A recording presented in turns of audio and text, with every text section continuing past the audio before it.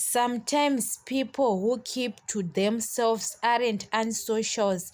They have zero patience for drama and fake people. They are avoiding many things in their life. So that's why you saw they are alone. They want to spend time alone, not with other people. Yes, especially when we have got many friends.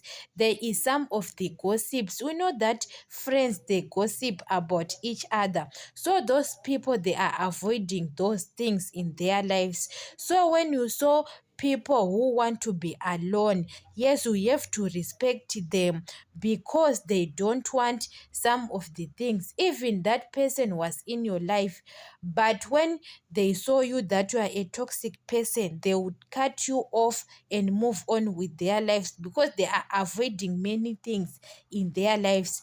Even you have got a partner, your partner saw you that you are a toxic person, what they don't want drama and fake people, they don't want it. When you saw that person cut you in their lives and move on, they guys, other people they have zero patience for drama. They don't like drama. Other people are very private. So when you saw a person want to be alone, even your partner sometimes like to be alone, doesn't want to be with you, what yes, we have to respect that.